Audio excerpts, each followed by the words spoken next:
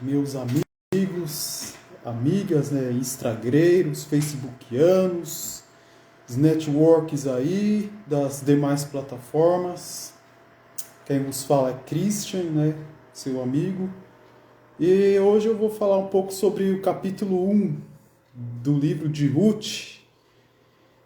E é uma palavra que meditei um tempo e me senti a necessidade de transmitir algo para você também indicar para alguém, que com certeza vai ser uma bênção para nós, tá bom?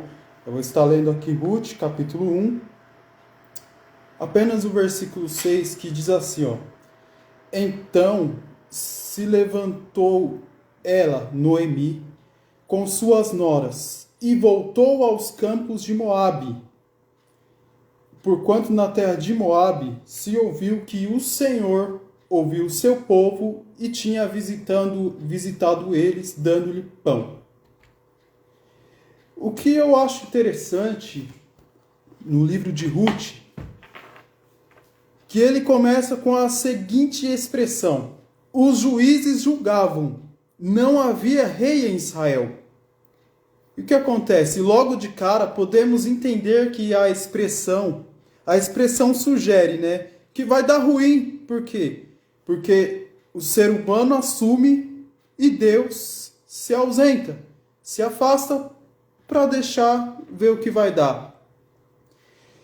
E o que eu quero dizer com isso é assim: quando as pessoas tomam as suas atitudes sem a oração, sem buscar a presença, sem buscar a palavra de Deus, é um eminente passo para um abismo, para dar ruim mesmo, né? Até para entrar em relacionamento tóxico, que resulta, a pessoa vai procrastinando, resulta no casamento errado, aquisição de bens, de imóvel, para quê? Para satisfazer o ego.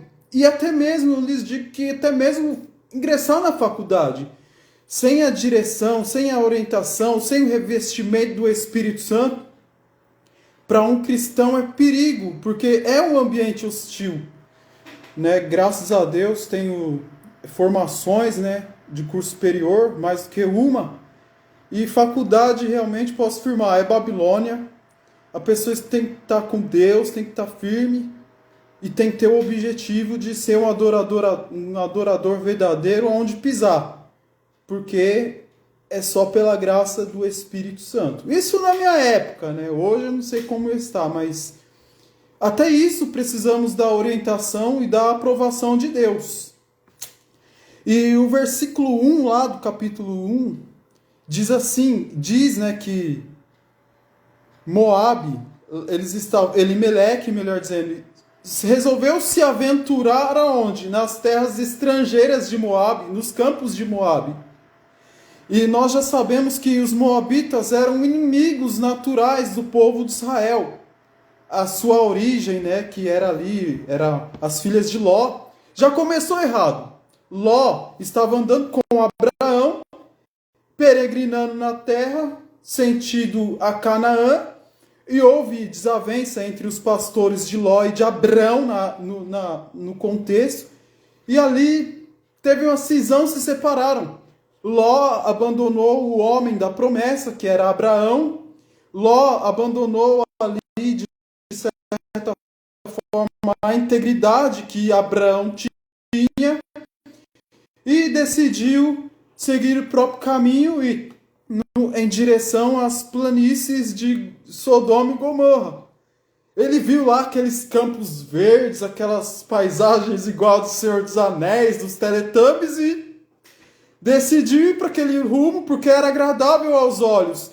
Ele se esqueceu da bênção, da promessa de Deus. Abraão com certeza havia pregado e dizia: Deus é comigo, Deus mandou eu sair daqui porque ele disse que me abençoaria e eu seria bem-sucedido em tudo.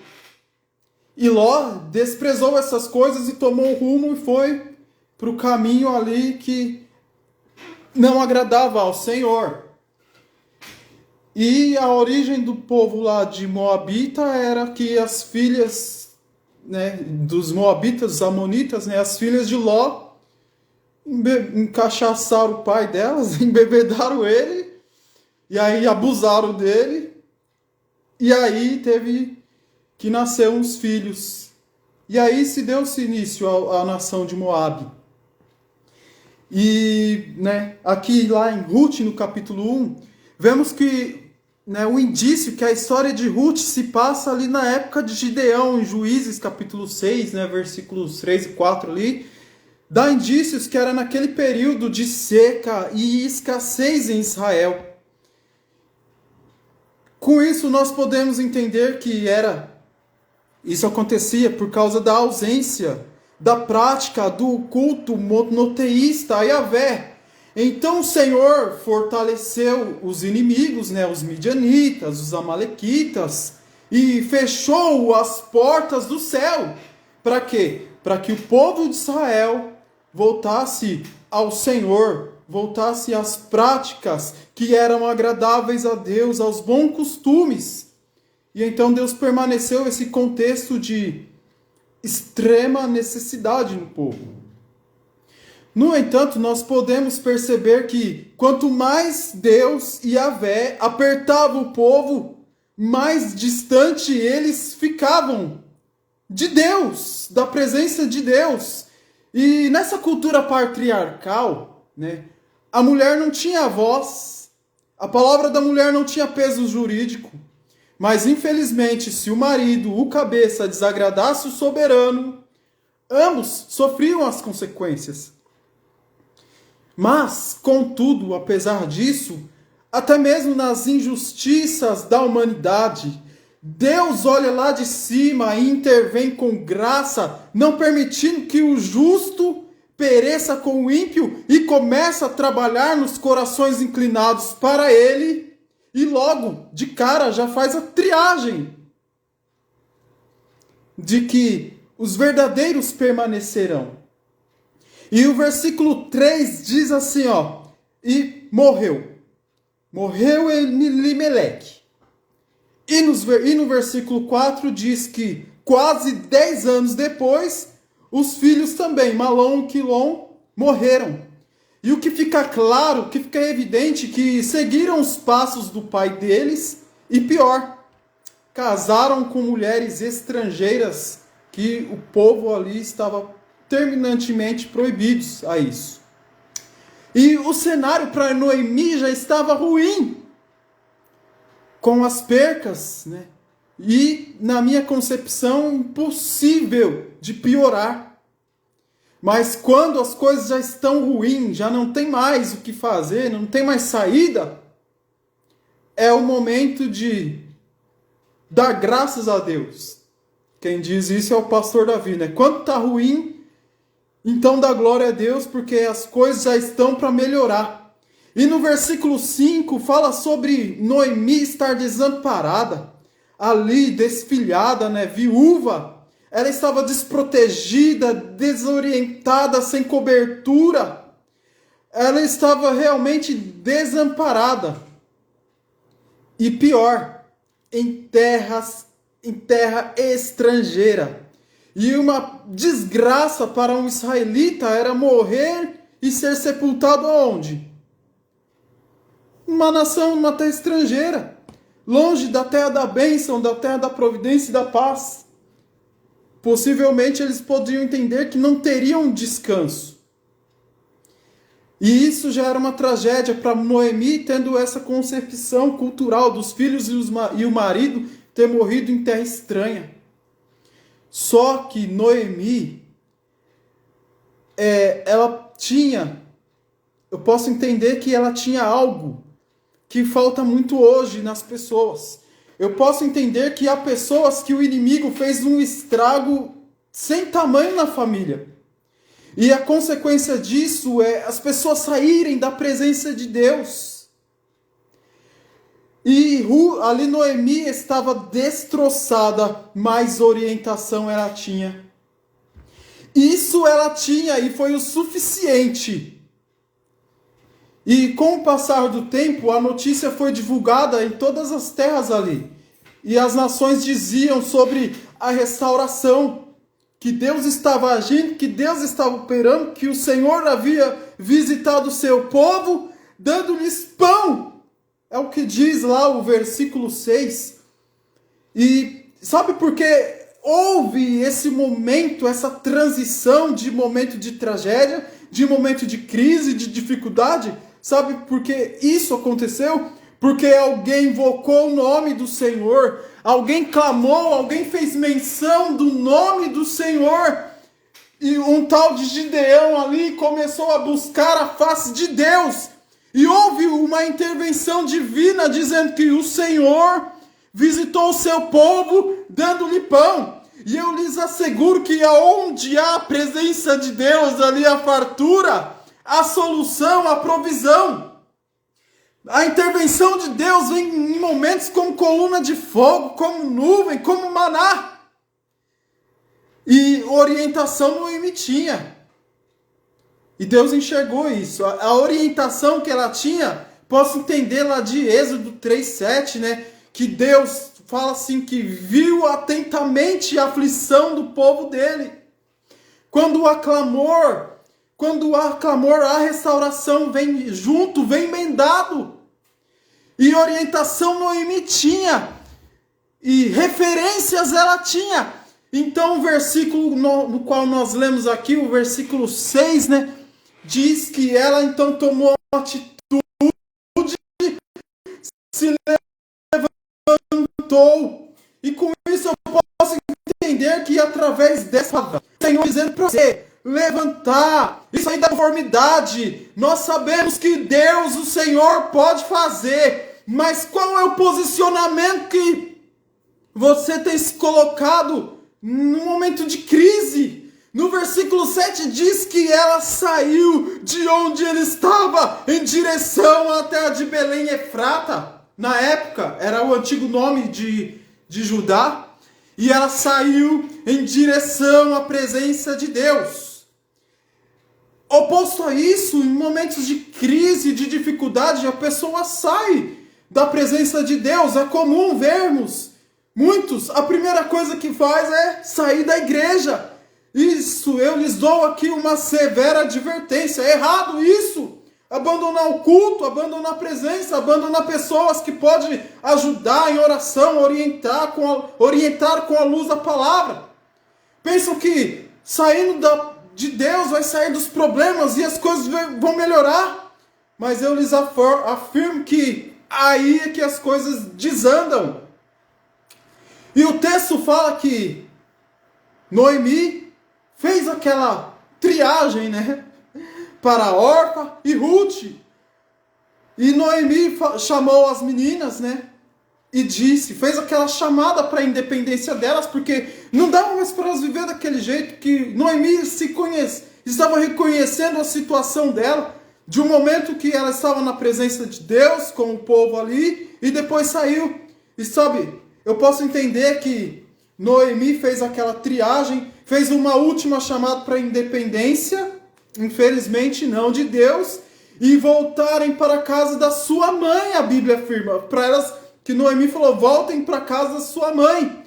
E eu me pergunto, e o pai delas? Pois é, eu posso entender que o pai delas também, eu posso, na minha visão, entender que já tinha morrido, sem a figura paterna. Seria elas voltar para a casa da mãe delas, mais do mesmo. A tragédia, em vez de ser com Noemi, seria na casa da família. E eu posso entender, né, que é igual aqui essa chamada que Noemi fez, é igual o desafio de Elias no Monte Carmelo. Se o Senhor é Deus, segue Ele. Sigam-no. E aí com compaixão, com amor, Noemi se despediu das meninas e tinha fé que as coisas poderiam melhorar. Só que apenas para elas. Porque entendia que era com ela. Ela estava fora da posição, distante do local de adoração e afastada da presença dos átrios do Deus Altíssimo. E no versículo 9 ela fala assim, que o Senhor vos dê descanso. Noemi entendia que o assunto era com ela. Por três vezes, ela falou para elas tomar o próprio rumo.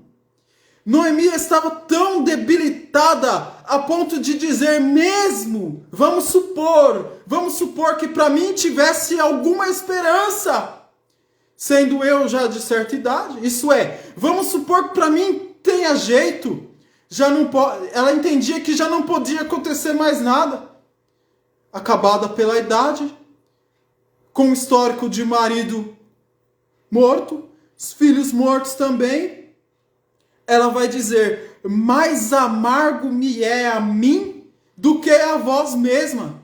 E ela declara, a mão do Senhor descarregou e é contra mim. Ela sabia que estava em maus lençóis. Ela sabia que ali era um momento de tragédia. A tragédia chegou na porta dela e ali alicerçou os lugares e ficou. E Noemi diz para elas voltarem para os deuses dela. E pela interpretação, ela disse, volte para os seus deuses. Porque o meu...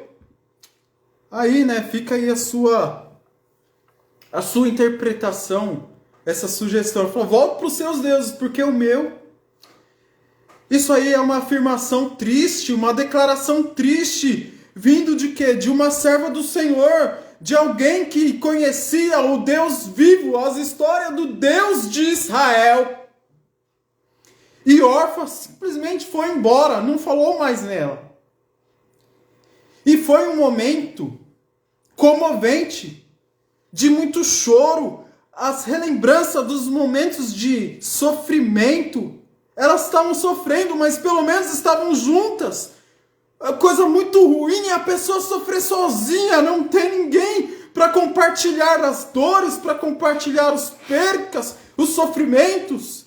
Mas pelo menos elas tinham companhia pelos lutos e percas e eram compatíveis nisso. E a partida parecia ali que foi uma vitória, que Satanás saiu no lucro.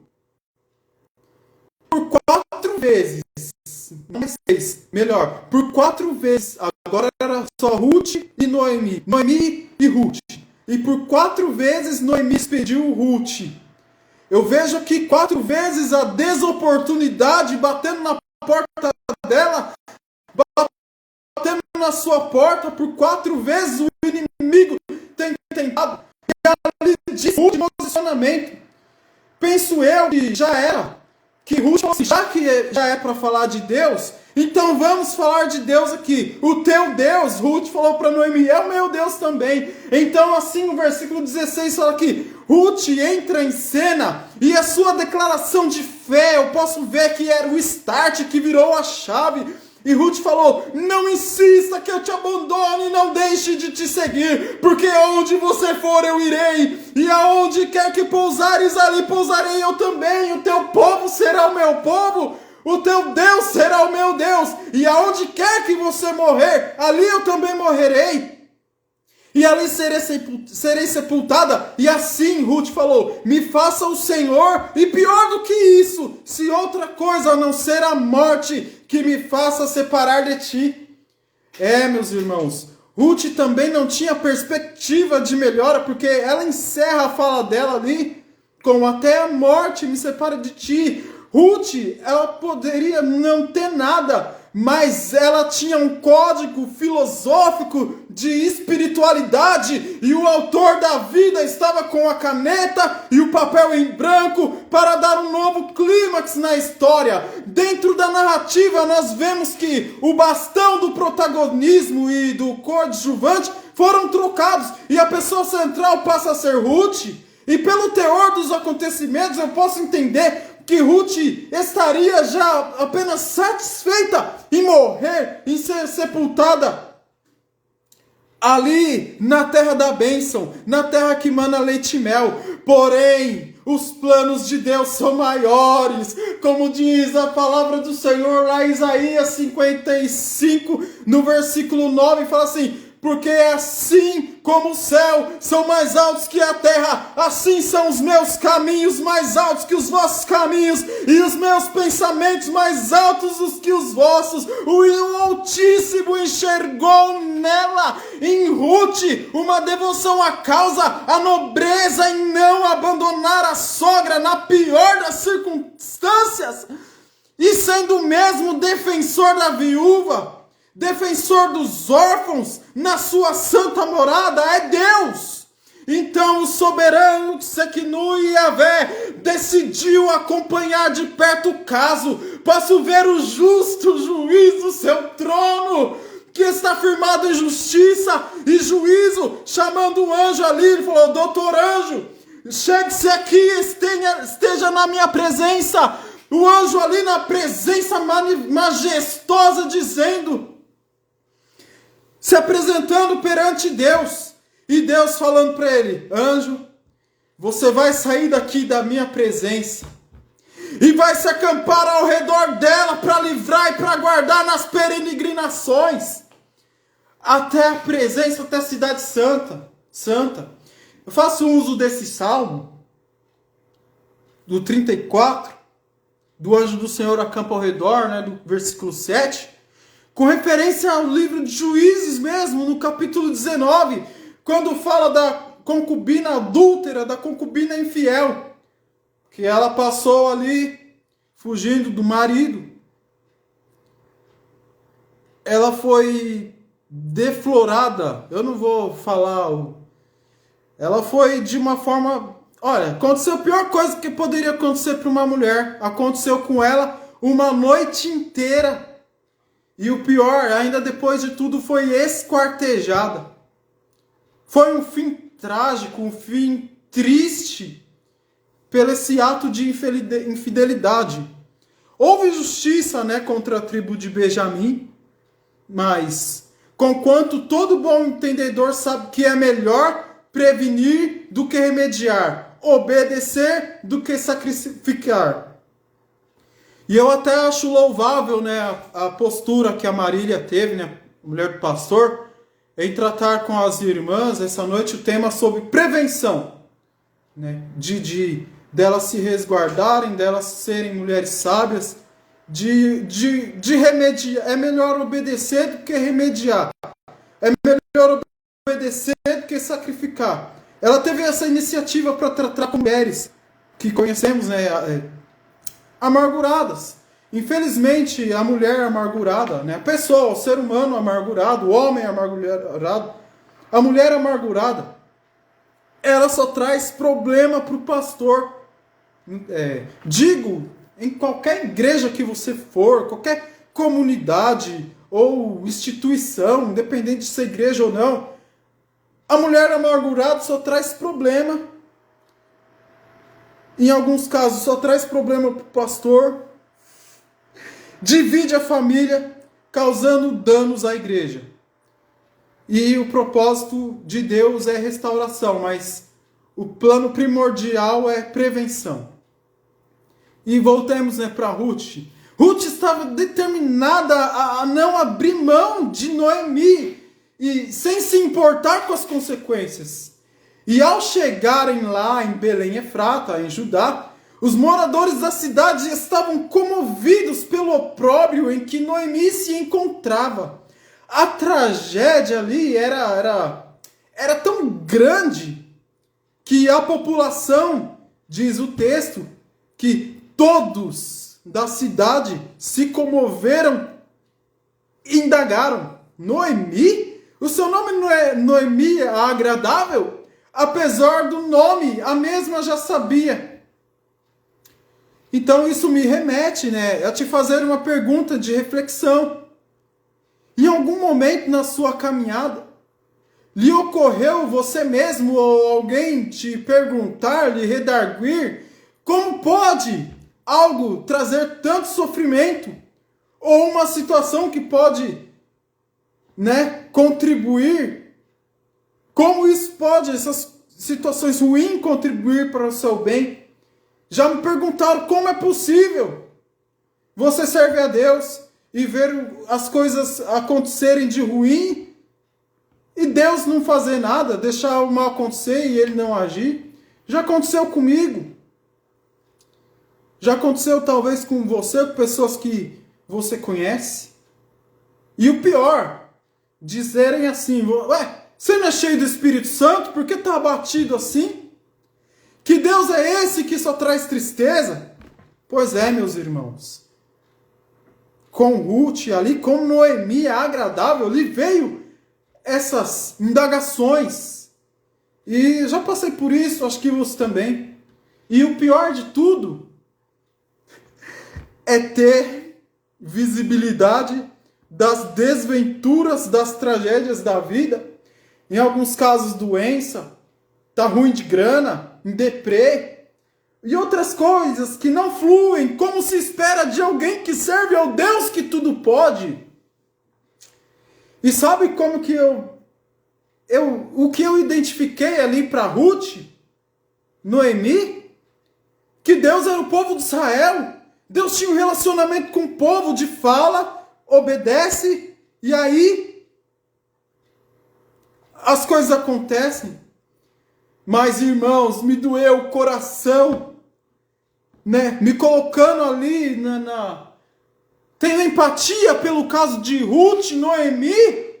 Vemos no texto sagrado que o Senhor não lhe dirigia palavra alguma, nem evidência da existência de Deus na vida e no trajeto delas.